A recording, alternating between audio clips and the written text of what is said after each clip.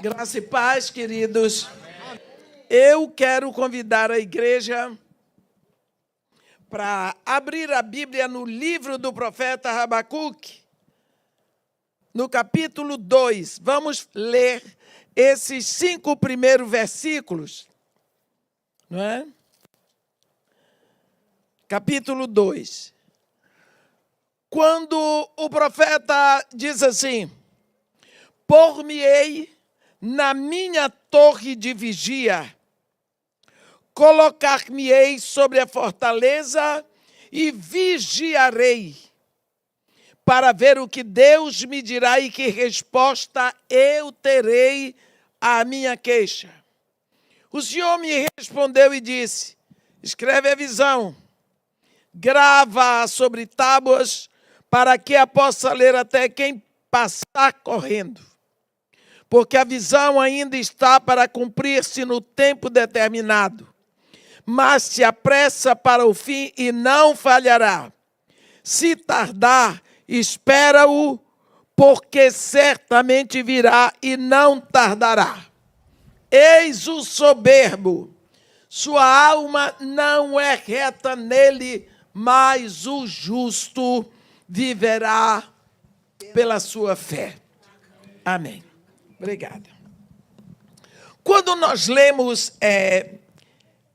o profeta Habacuque, nós ficamos um pouco em dúvida. Será que esse homem está vivendo hoje? Porque a perplexidade que ele viveu era a perplexidade que nós estamos vivendo hoje. Não é? Porque o reino de Judá estava se deteriorando de uma maneira avassaladora desde dos dias de Josias. Nós lembramos, nos dias de Josias, que já o seu avô Manassés tinha sido homem que não agradou a Deus, e depois o seu pai, Amon, tinha desagradado a Deus. E só para dar uma recapitulada, quando Josias sobe para reinar, a Bíblia diz que ele tinha 8 anos. Quando subiu para reinar, no 18º ano, quer dizer, ele estava com 26, ele resolveu dar atenção para o templo. Que surpresa! Porque quando ele dá atenção para o templo, ele viu que o templo estava estragado por fora e por dentro. O templo só tinha o nome de templo de Deus.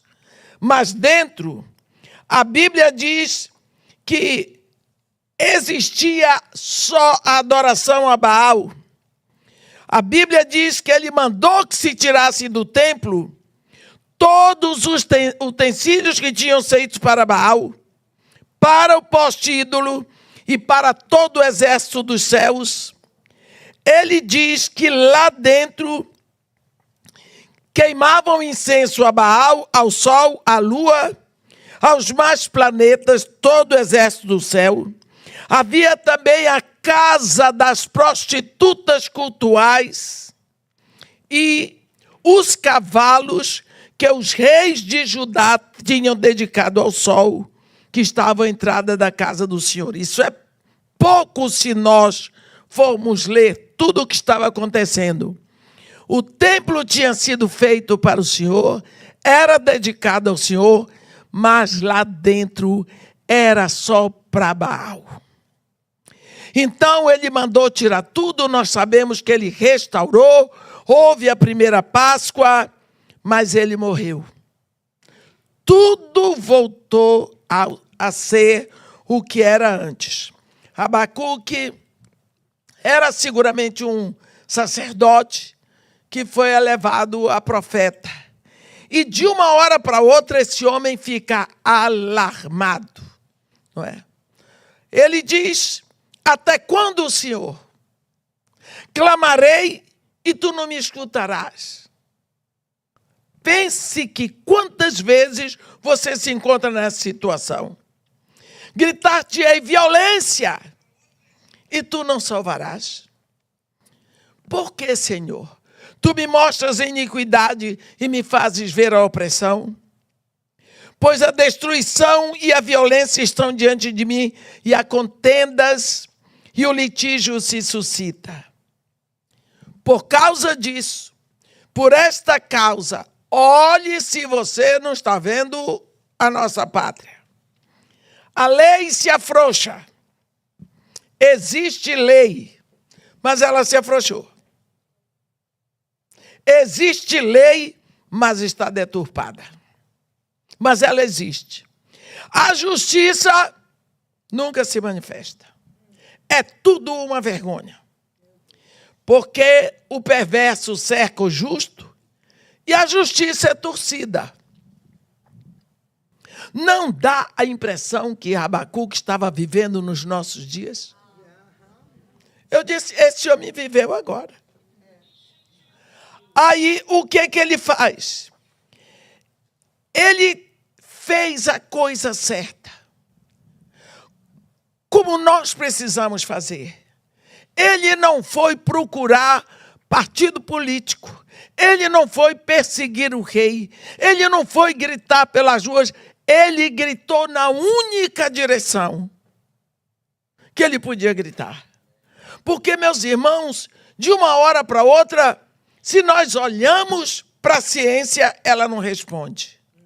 Olhamos para as filosofias, não tem explicação.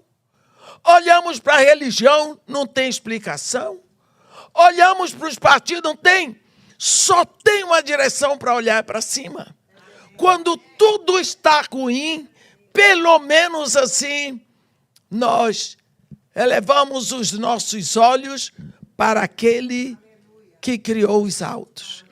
Quando o salmista diz, eleva os meus olhos para os montes, de onde me vem o socorro? Socorro não vem dos montes. Não vem do monte de autoridade, não vem do monte de dinheiro, não vem do monte de cultura.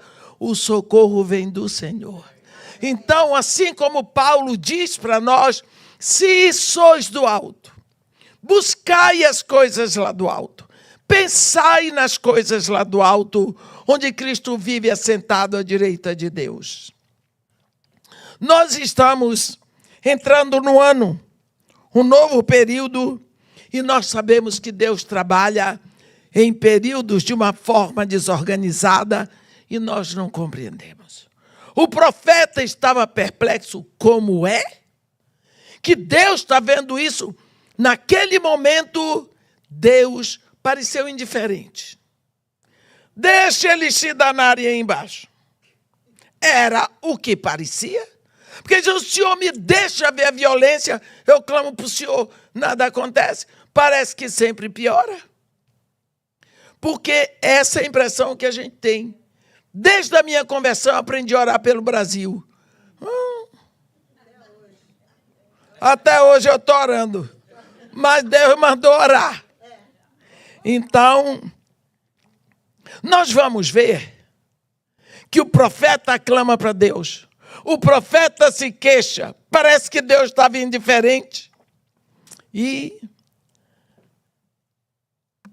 Deus vai mostrar para o profeta que ele estava trabalhando nas nações. Mas o profeta não percebia.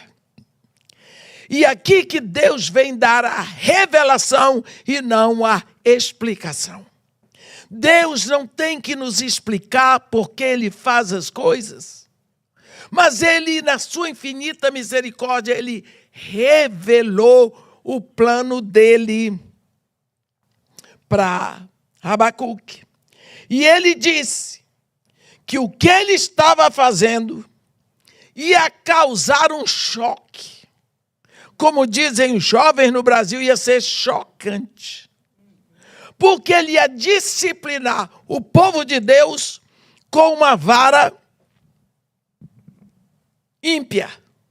Ele ia usar os caldeus.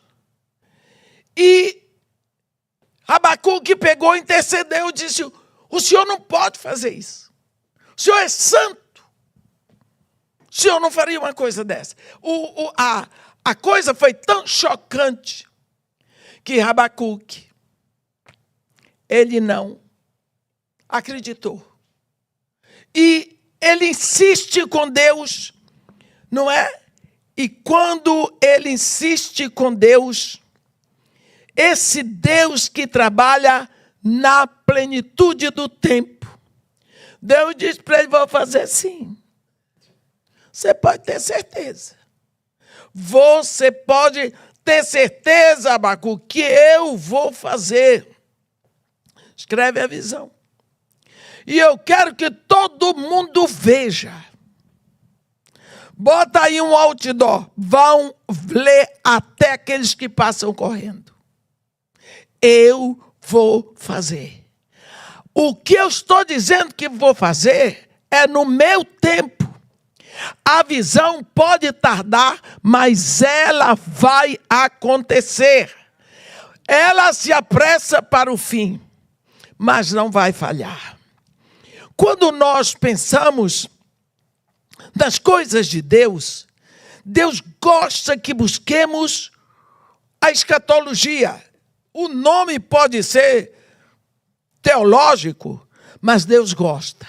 Se você pensar, quando estava naquela situação, um exemplo, a situação de Nínive, a primeira vez que Deus fala com Jonas, no capítulo 1, ele diz: Jonas, dispõe-te, vai à grande cidade de Nínive e clama contra ela, porque sua malícia subiu até a mim.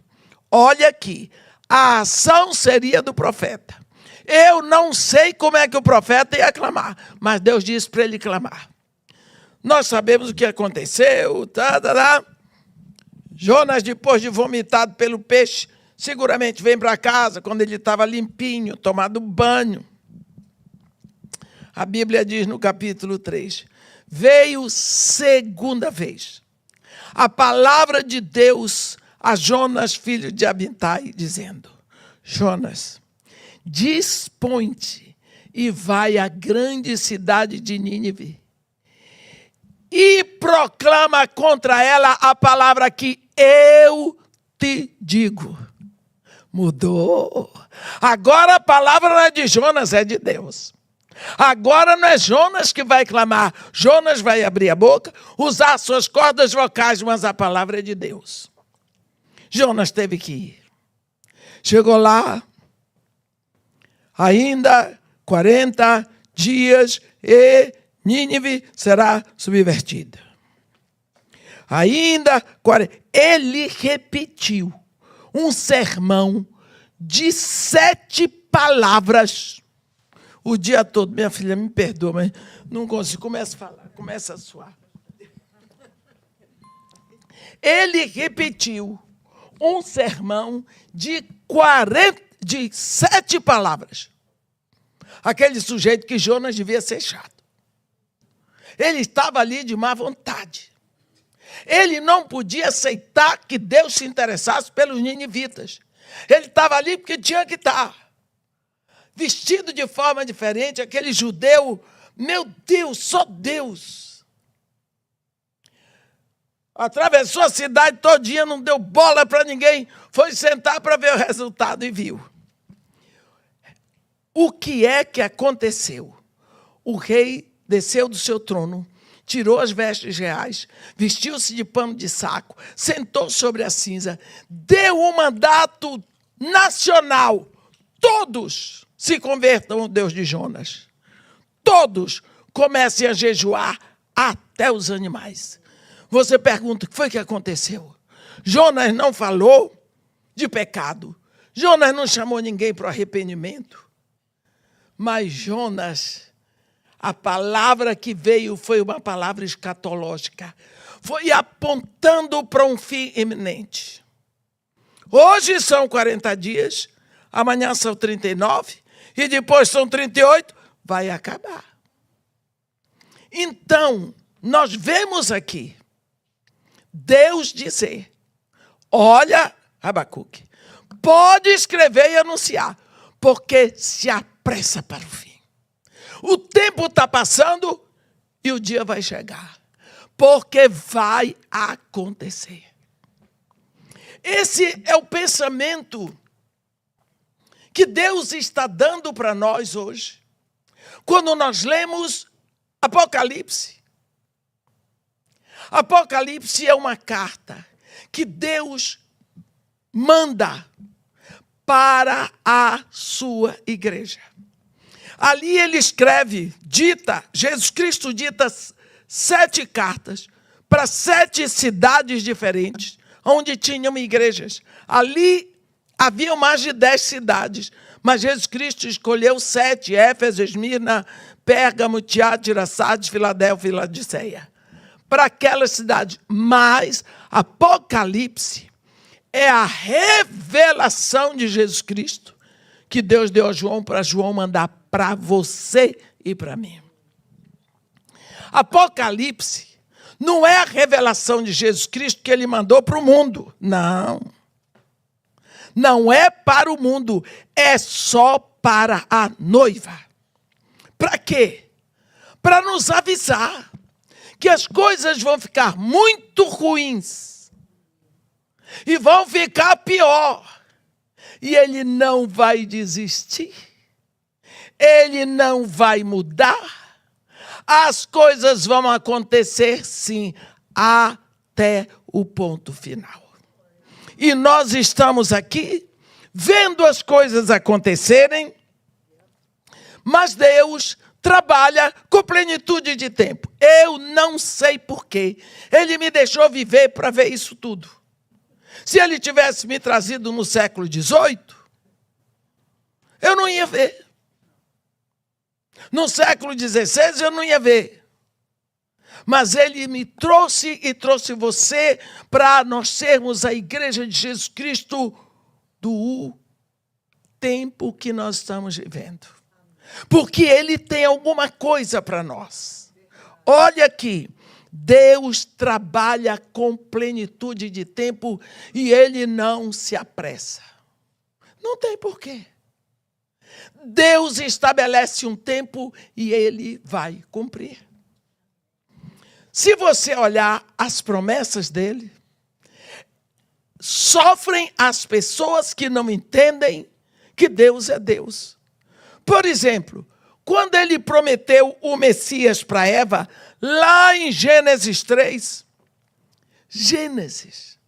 Eva, ele prometeu assim, ele olhou para o diabo que estava travestido de serpente e disse, eu, Deus, colocarei inimizade entre a tua descendência e o seu descendente. Descendente, ele te ferirá o calcanhar, mas mulher, o teu descendente lhe esmagará a cabeça, o domínio, o poder. Glória a Deus. Acabou.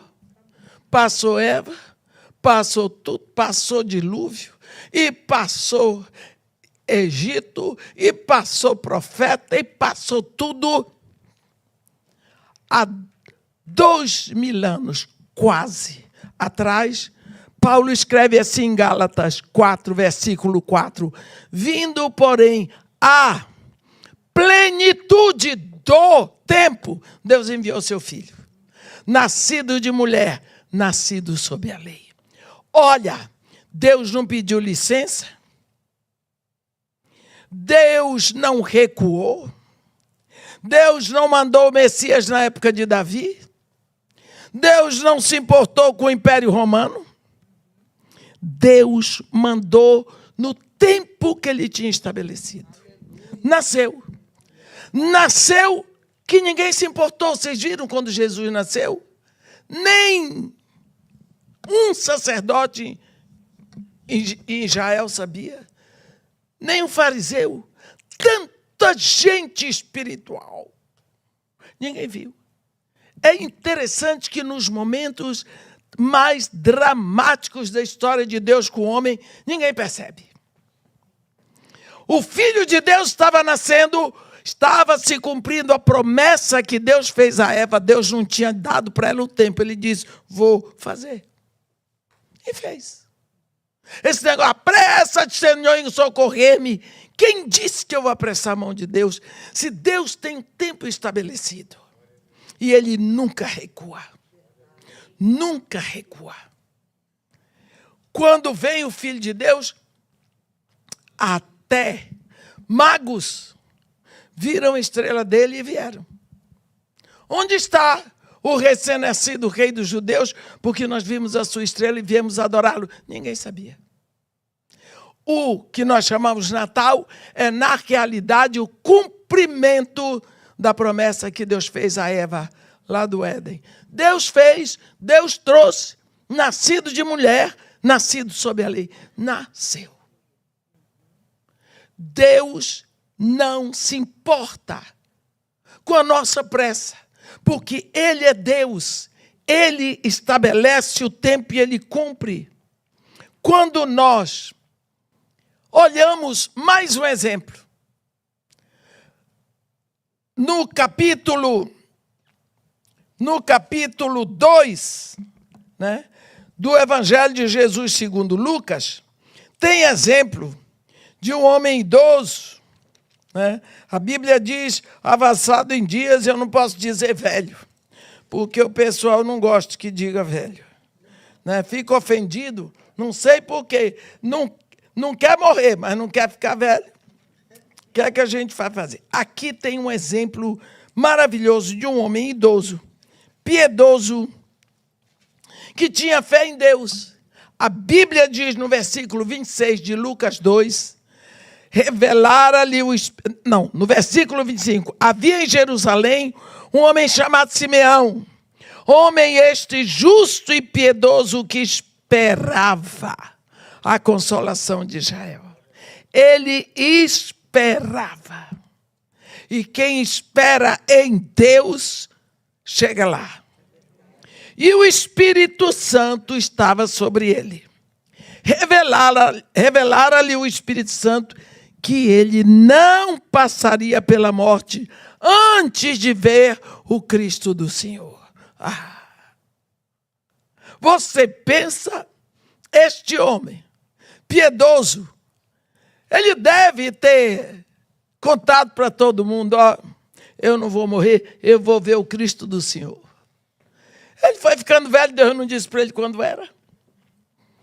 E foi ficando velho. Vocês sabem como é que se faz com velho. E aí, Simeão, cuidado para você não ver o Cristo de Deus, senão você vai morrer. Rapaz. Todo mundo já estava brincando com Simeão. Todo mundo. Um dia, este homem velhinho, o coração dele aqueceu em casa.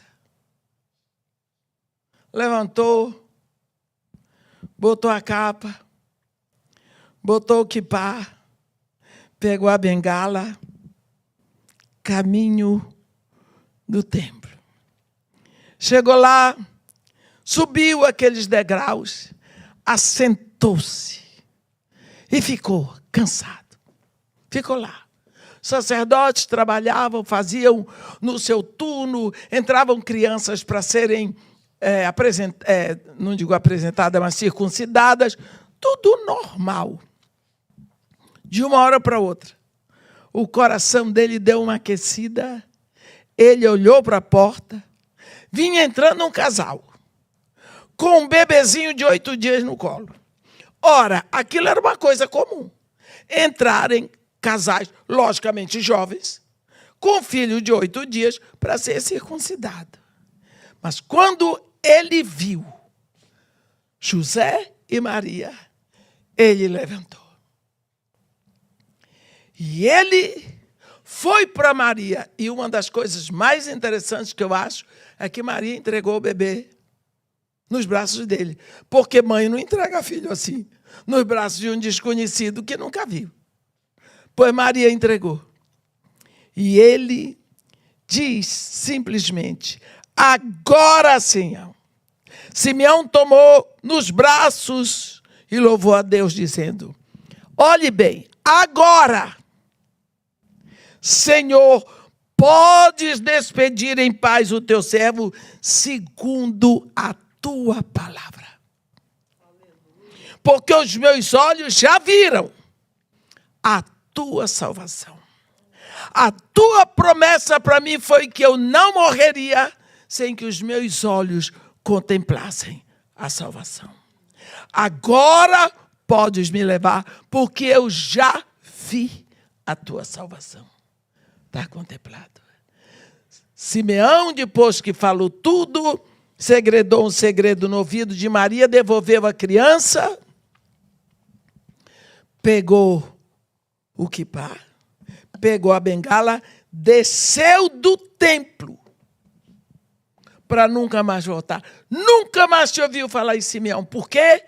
A promessa de Deus estava cumprida na vida dele. Enquanto a promessa de Deus não foi cumprida, ele sabia que não ia morrer. Porque Deus tinha prometido. Lembra de Caleb? Deus tinha prometido Hebrom para Caleb. Caleb rodou os 40 anos no deserto, sabendo que ele não ia morrer. Caleb, Deus disse que ele vai me dar Hebrom. Então, não vou morrer antes. Está vendo? Quando eles entraram, Caleb disse, agora está na hora. Josué dividiu tudo. Na hora aparece Caleb lá e disse, Josué, você lembra? Agora dá-me este monte. 85 anos. Por quê? Porque Deus tinha prometido. Depois que Deus deu Hebrom para ele, ele sabia, agora eu posso morrer. A qualquer hora, porque a promessa de Deus é até aqui. Deus estabelece tempo. E nós não precisamos ter a menor dúvida quando foi Deus que estabeleceu as suas promessas. Nós temos que hoje nada está escondido de Deus. O problema nosso é quando a nossa impaciência, na nossa impaciência, nós tentamos apressar a Deus. Deus deu uma semente. No dia que você veio para Jesus Cristo, nesse dia tudo começou. Tudo começou porque você nasceu. Você nasceu. Tudo começa. Deus tem um propósito para você. Senão ele não ia gastar tempo com você. Deus tem um propósito para você. Qual é o propósito de Deus? Que você viva aqui na terra para a glória dele. E nós ficamos olhando tanto, preocupados com as coisas do mundo, como se Deus tivesse esquecido de nós. Quando você planta uma semente, a semente vai ter que morrer para germinar.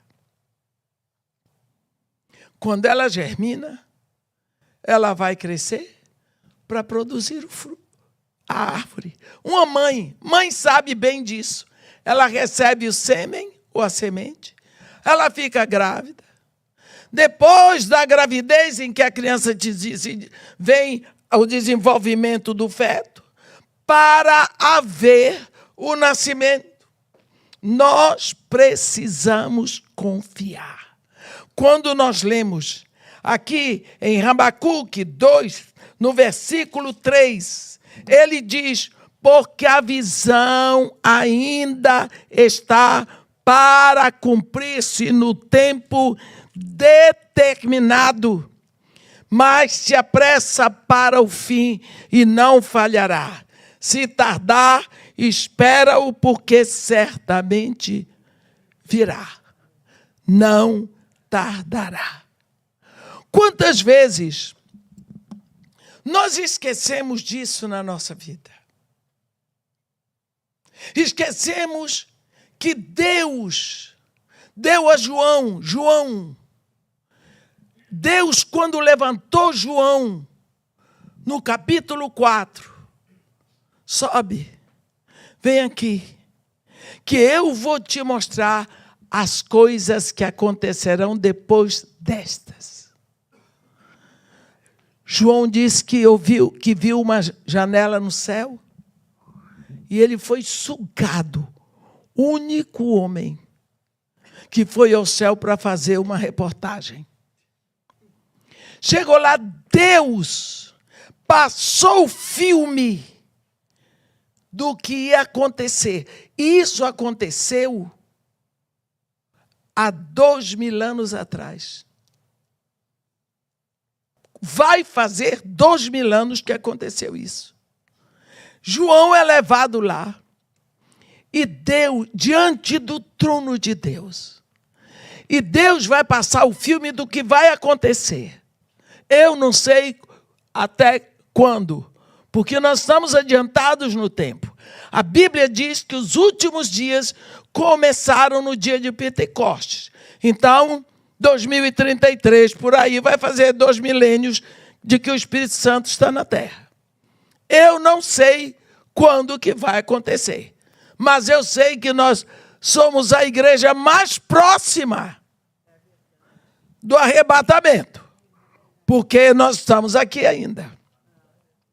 Quando João chega lá, Deus passou o filme. O trono, Deus no trono com o livrinho na mão, fechado, todo selado com 7 selos. Vem um anjo e diz, em grande voz, quem é digno de tomar o livro e abrir-lhe os selos? E João está lá olhando. João sabia que livro era aquele. Eu não saberia. Você não saberia, porque não é da nossa cultura. Mas João sabia que aquilo ali era o certificado, o registro do planeta Terra. Quando você compra um imóvel, você tem que ter como é que chama? A escritura. Aquele livrinho era escritura, porque toda vez que se vendia um imóvel, tinha que ter uma escritura. Duas. Uma, toda escrita por dentro e por fora, selada com 7 selos, que ficava com o proprietário. E outra, escrita por dentro e por fora, mais aberta. Porque não havia venda por perpetuidade. Havia o herdeiro e havia aquele que tomava posse por arrendamento. Até 49 anos, isso era o ano jubileu. Bem, João sabia que livro era aquele. Porque tanto sabia que chorava. Quem é digno de tomar o livro e abrir-lhe os selos? Aí a Bíblia diz, ora, nem nos céus, nem na terra, nem debaixo da terra, ninguém veio. Ninguém foi digno de tomar o livro e abrir-lhe os selos, e eu chorava muito. Você pensa um silêncio desse, só cortado pelos soluços do apóstolo João. Ele chorava. E então um dos 12 anciãos, ele vem para João e diz, não chore. Eis que o leão da tribo de Judá, a raiz de Davi, venceu para tomar o livro e abrir-lhe os selos. Aí ele olhou para o trono. Olha o que foi que aconteceu ali. João, quando viu a voz do anjo forte, ele começou a olhar, disse, nem nos céus, nem na terra, nem debaixo da terra. Ele tirou a visão do trono. Ele não viu o cordeiro chegar, porque ele tirou a visão de lá. Quantas vezes nós tiramos a nossa visão do centro que é a vontade de Deus? E nós olhamos para tantas coisas e esquecemos que a solução está em Deus. João tirou, quando o ancião chamou a atenção, ele olhou. Aí, o cordeiro já tinha entrado. Ele perdeu a entrada do cordeiro. Olhou e viu um cordeiro em pé, como tinha sido morto. Veio, tomou o livro, e aí se desencadeia um louvor que vai se descentralizando em todo o universo, porque ele é digno. Você vai ver que no capítulo 6 começa a abrir os selos. Cada selo que ele abre tem uma repercussão na terra. No 7º selo, começam as 7 trombetas. Na 7ª trombeta, começam as 7 taças. E acabou. Aonde nós estamos? Vamos ver uma coisa. Eu quero chamar a atenção de vocês hoje, por causa da nossa perplexidade. Como o profeta Abacuque estava perplexo com tudo que acontecia. E nós estamos também, onde já se viu. Um exemplo. Bolsonaro não pode vir para a posse do Trump, porque o passaporte dele está preso. Por quê? Não se sabe, mas está preso. Isso dá uma perplexidade. Bolsonaro é perfeito? Acho que não. Não. Eu não tenho nada a ver com isso. Mas acontece o seguinte, a justiça está torcida. Ele é um ex-presidente. Agrada a nós, filhos de Deus, meu presidente preso, como nós vimos o Lula. Ex-presidente proibido de sair do Brasil. Isso é um tipo de prisão. Então, isso e outras coisas que têm acontecido no Brasil nos deixam perplexos. E entristecem o nosso coração. Não é com Bolsonaro, com Lula. Isso é uma coisa, meus irmãos, que está acontecendo no mundo todinho. Às vezes nós pensamos que é só no Brasil. Não é. O que vai acontecer e o que está acontecendo é no mundo todinho. Vocês vão esperar para ver o que vai acontecer com a Síria. Está quietinho, né? Aguarde. Ninguém fala mais da Rússia nem da Ucrânia. Os bombardeios continuam, com certeza que ninguém para uma guerra assim. Todo mundo pensou que acabou a guerra do Iraque. Continua a guerra do Iraque. Do Afeganistão. Continua a guerra da Síria. As guerras continuam. As guerras continuam. O mundo está em guerra. Então, não é só no Brasil. Então, nós estamos perplexos.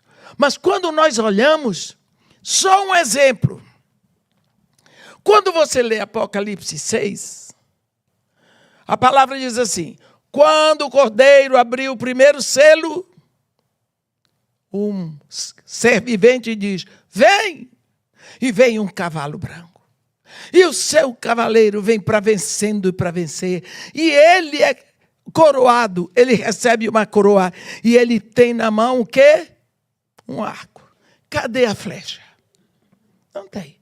Guerreiro sem flecha, só com arco, é o evangelho da mentira, do engano, da aparência. Ele tem toda a aparência, mas ele não tem a palavra.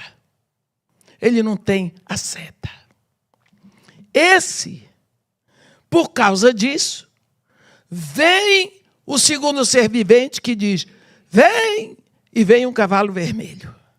É o cavalo que vai abrir na terra o momento da guerra. Mas quem disse que o primeiro cavaleiro voltou? Não voltou. Antes não havia nenhuma mensagem. Porque começou agora a época do Espírito Santo. Vem a mensagem do evangelho falso. Fica na terra. Agora vem a mensagem da guerra. Fica. Já tem 2 mensagens. Depois vem a mensagem da fome, da carestia, da miséria. Você vê que a voz diz assim, no terceiro selo, 1 quilo de trigo, 1 quilo de farinha por 1 denário, 2 quilos de cevada por 1 denário. O que significa? O denário é o salário de um dia de trabalho. Um trabalhador trabalha o dia todo, no final recebe 1 denário. Quando o trabalhador recebe o denário, ele pensa, eu compro comida, eu compro farinha para fazer meu pão ou cevada para o meu cavalo? Alguém vai ficar com fome. Significa que aquilo que eu ganho não é suficiente.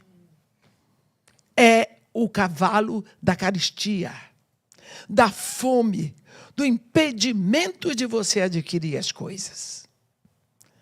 Esse cavalo fica. Então agora já tem 3 mensagens: falso evangelho, derramamento de sangue, carestia, fome. O quarto ser vivente diz: vem. E vem o quarto cavaleiro. O nome desse cavaleiro é morte. A Bíblia diz: e o inferno vai seguindo. Vai morrendo e o inferno vai abocanhando. Fica na terra. Olha, depois vem o 5º selo dos mártires e assim vai. Então, houve uma acumulação na terra. Não é? Quando abre o 7º, vem as trombetas. A primeira trombeta afeta só 1/3. As trombetas vão afetar só 1/3. A primeira trombeta, 1/3 da terra, a segunda, 1/3 do mar, a terceira, 1/3 dos rios, a quarta, 1/3 dos corpos celestes, só 1/3 para chamar a atenção dos 2/3, para abrir o olho por causa da misericórdia de Deus. E na 7ª trombeta, as 7 taças. Você vê como a terra tem recebido isso.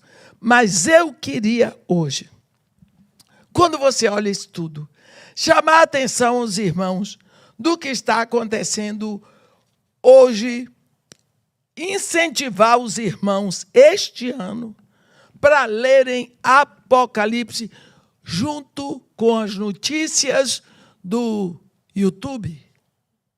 Eu nunca sei quando é Facebook, quando é YouTube, para mim é tudo a mesma coisa. Você pega o que está acontecendo em Apocalipse e vai lá nesse negócio para ver.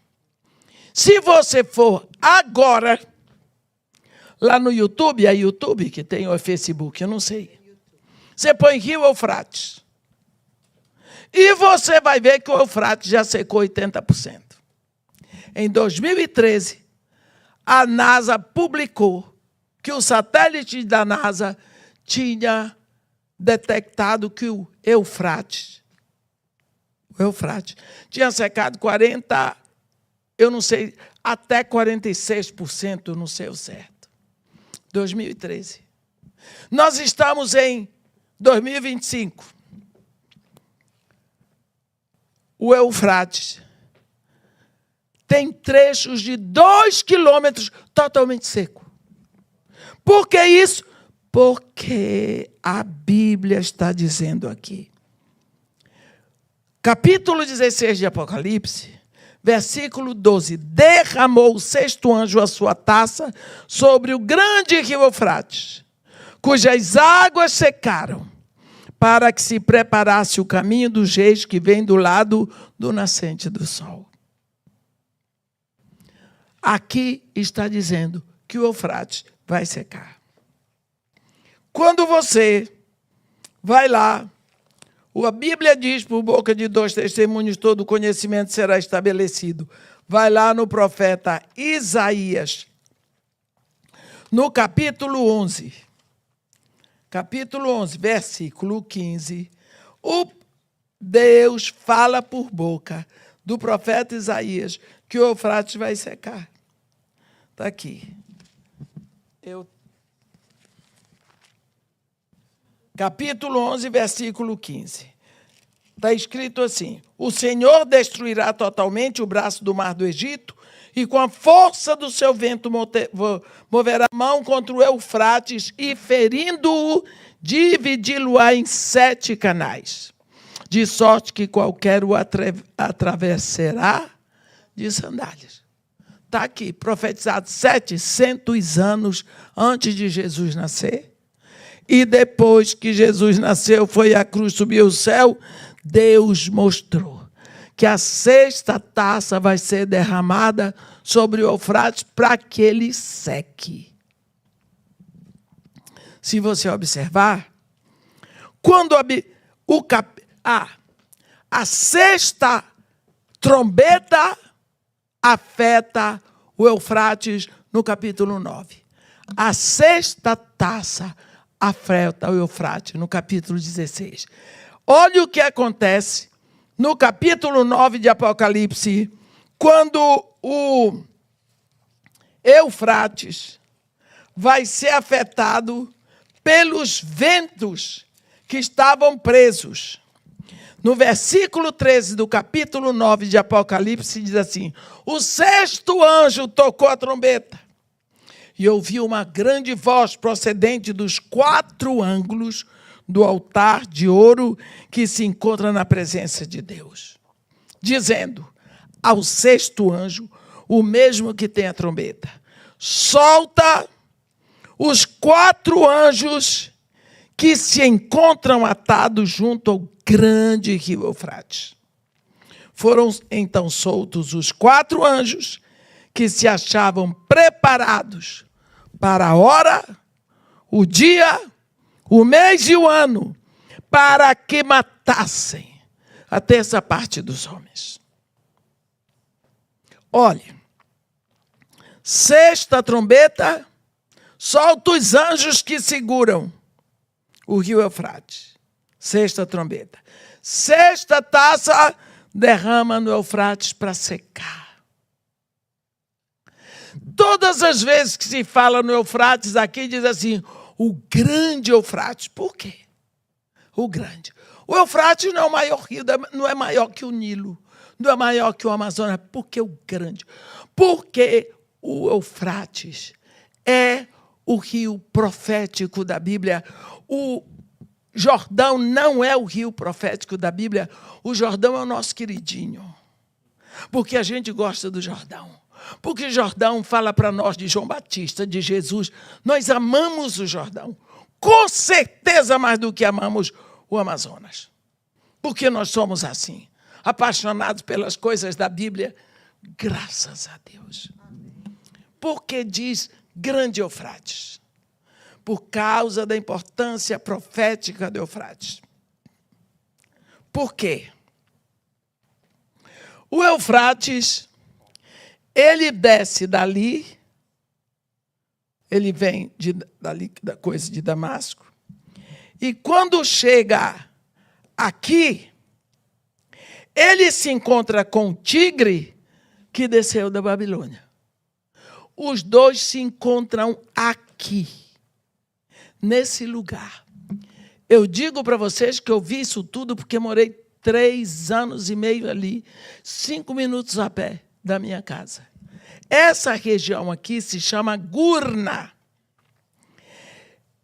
Fica exatamente na Caldeia, em Ur dos Caldeus. Os 2 rios se encontram ali, é uma ponta que tem. Ali os 2 se misturam e formam um só rio chamado Shatt al-Arab. Porque Shatt em árabe é rio. E eles correm juntos um período e desembocam no Golfo, que nós chamamos de Golfo lá, Golfo Arábico, no Brasil, Golfo Pérsico. E a água desses 2 rios que formaram o Shatt al-Arab, junto com a água do Oceano Índico, é que formam um golfo. Aqui nesse lugar, onde os 2 se encontram, existe uma população, essa região é chamada marshes. Marshlands, eles dizem que são os pântanos, né? Marshes. Ali é cientificamente comprovado o paraíso terrestre onde viveu Adão e Eva. Ali, naquele lugar. Esse rio, você lê a Bíblia e você vê que Deus já tinha criado todas as coisas, inclusive botou os 4 rios lá, antes de fazer o homem. Então, o rio Eufrates estava lá quando Deus pegou o barro da terra e criou o homem. Ele estava lá quando Deus criou a mulher. Ele estava lá quando Caim matou Abel. Ele estava ali quando Deus expulsou Adão e Eva do paraíso. Então, o rio Eufrates é o testemunho ocular de toda a história do homem na terra. Por isso, ele tem cacife para secar o seu leito, para que os exércitos possam ir, para que ele leve os exércitos para o desfecho final do homem. Eu estou dizendo isso por quê? Porque está tudo escrito aqui. E agora você lê no YouTube. Se a sexta taça foi derramada sobre o Eufrates, está esperando a sétima. Será que nós não estamos muito próximos? Então, por que será que nós vivemos tão perplexos com todo esse desmando que está na terra? A imoralidade sexual exacerbada. Ninguém respeita mais nada. Os homens perderam a honra, para não dizer a vergonha. Os valores familiares, todos jogados no chão e pisados. O que é que falta para piorar? Não sabemos. Mas uma coisa é certa. Uma coisa é certa. Deus diz aqui para Abacuque: eis o soberbo. A sua alma não é reta nele, mas o justo viverá pela sua fé.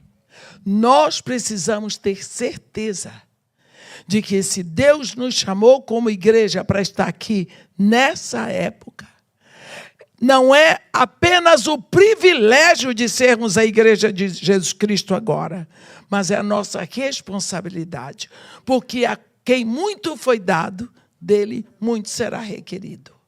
Nós temos uma incumbência. Nós precisamos ir à frente com este evangelho. Quando Jesus Cristo faz o seu sermão profético, o sermão profético de Jesus é impressionante, porque a gente vê Isaías profetizando, sabe que é Deus falando pela boca daquele homem. Vê Jeremias profetizando, é Deus falando pela boca. Mas quando a gente vê Jesus profetizando, é Deus falando, direto. Deus vestido de homem falando. E quando ele senta no Monte das Oliveiras, os discípulos vêm em volta dele, fazem 3 perguntas. Quando sucederão essas coisas? Que sinal haverá da tua vinda? Que sinal haverá da consumação do século? Jesus Cristo olhou para eles, assim que nem pai olha para filho,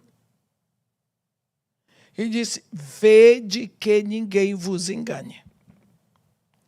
Em outras palavras, vocês querem saber tantas coisas? Atenção para o engano.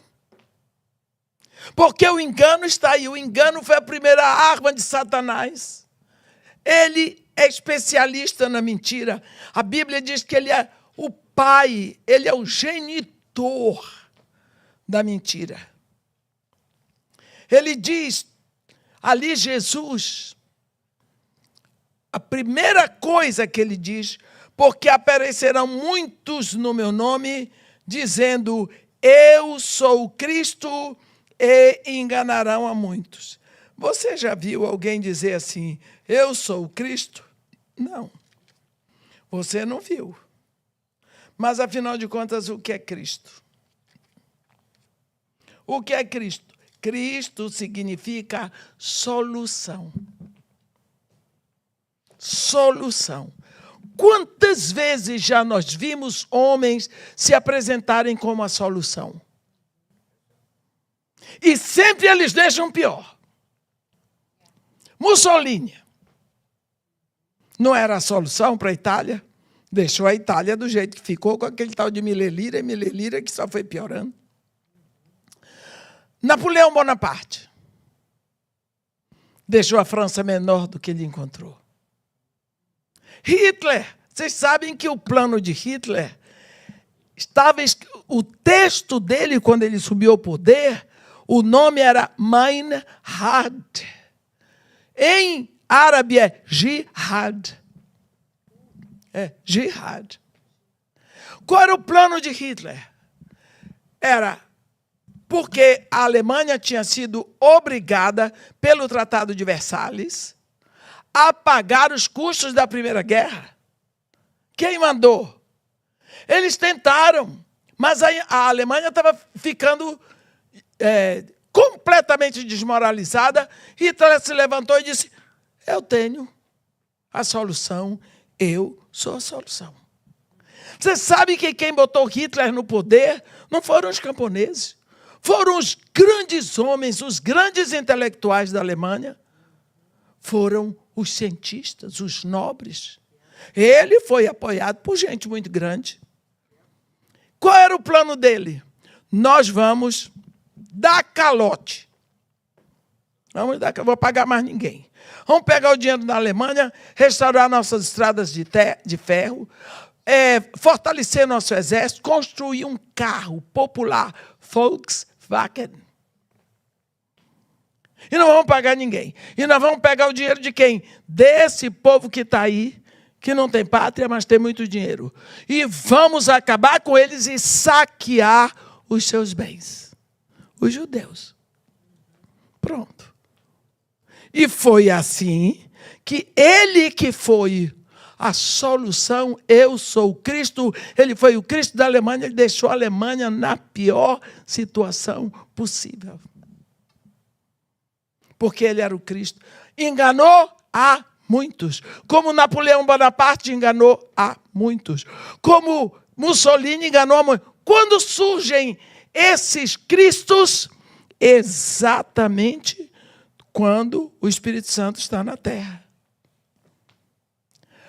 Ele diz: ouvireis falar de guerras e de rumores de guerra.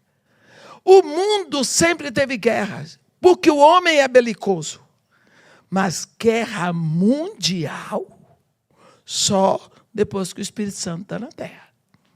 É a última etapa. Você vê no Brasil, o Lula diz: fome zero. Cadê? Eu não duvido que ele quisesse fazer. Eu não duvido. É possível que ele tivesse o desejo. É possível. Eu nunca conversei com ele. Mas lógico que não vai dar para fazer, porque Deus disse. Porque pobre sempre haverá sobre a terra. Por isso eu vos ordeno que estendais as vossas mãos para o teu irmão, para o pobre e para o necessitado. Portanto, não dá para ter fome zero. Ainda que ele quisesse, coitado, não conseguiria. Mas é um Cristo. Quer dizer, esses Cristos não significa que ele vai à cruz. Não é isso. Cristo é solução. Existem homens que acham que eles têm a solução e muitos deles realmente querem. Mas Jesus diz: muitos vêm por engano. Eu não sei quem veio por engano. Eu não estou no coração de ninguém. Mas ele diz: porque aparecerão muitos no meu nome, dizendo eu sou o Cristo, e enganarão a muitos. Jesus Cristo vai dando ponto por ponto. Quando você vê o sermão profético de Jesus em Mateus 24, fica um item que ainda não está cumprido, só um. E este evangelho será pregado a todas as nações para testemunho, então virá o fim. Só falta esse. Só falta o evangelho ser pregado a todas as nações. Mas eu tenho boas notícias sobre isso. O evangelho está indo com toda a força, meus irmãos. Entre os muçulmanos está havendo uma decadência do islamismo, um crescimento muito grande do cristianismo. Você pode ter certeza. Última notícia minha, no dia 22 de dezembro, um pastor que esteve em Basra, extremo sul do Iraque, disse para mim: irmão, o único problema agora lá é que com o Eufrates secando está muito difícil. Mas você pode perceber que nós estamos vivendo, por tudo que nós vemos, todas essas características que estão aqui em Apocalipse. Quando nós olhamos os nossos governos, nós temos desgosto de ver os nossos governantes, mas nós olhamos para o Brasil. Olha para o mundo. Olha para o mundo. Não é uma questão para o Brasil, é uma questão para o planeta Terra. O mundo todo está agitado e chacoalhado. Porque a revelação de Jesus Cristo não afeta o Brasil, o pecado não nasceu no Brasil. A mentira, a safadeza, o roubo, o crime não nasceram no Brasil. É próprio do homem. Então, o mundo todo está nessa situação, nós nos encaminhamos para um desfecho final. E nós vemos, pelo filme que Deus passou para João, e mandou João mandar para a gente, que nós precisamos olhar firmes e nunca pensar que Deus vai deixar um ponto sem cumprir, mas que Ele vai cumprir tudo a seu tempo e Ele tem um tempo estabelecido para tudo. E na hora, nada ficará sem ser feito. Portanto, nós precisamos entrar um ano de 2025, sabendo que muitas coisas vão acontecer. Coisas desagradáveis, coisas preocupantes, coisas agradáveis, muitas alegrias, mas também muitas tristezas. Porque nós estamos na derrocada final da humanidade. Eu não estou profetizando, eu estou dizendo o que está escrito. Quanto tempo nós ainda vamos ter até o arrebatamento? Nem Jesus Cristo sabe. Só o Pai. Mas o que eu posso dizer para você é: o justo viverá pela sua fé.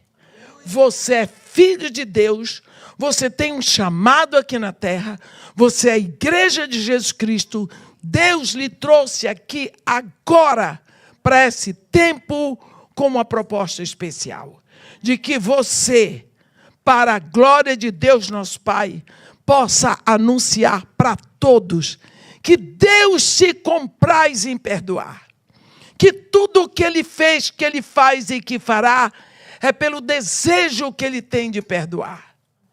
Ele quer perdoar, mas estabeleceu um modo. O modo é através do arrependimento. Então, nós precisamos anunciar esse evangelho, para que todos se arrependam. Para que, então, Deus possa receber seus filhos. Para que o trabalho lá da cruz, doloroso, seja completo. Para que nós possamos viver um ano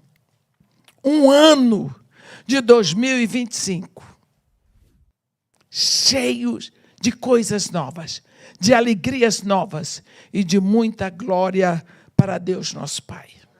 Amém? Que Deus nos abençoe e nos guarde, que faça resplandecer seu rosto sobre nós e tenha misericórdia de todos nós.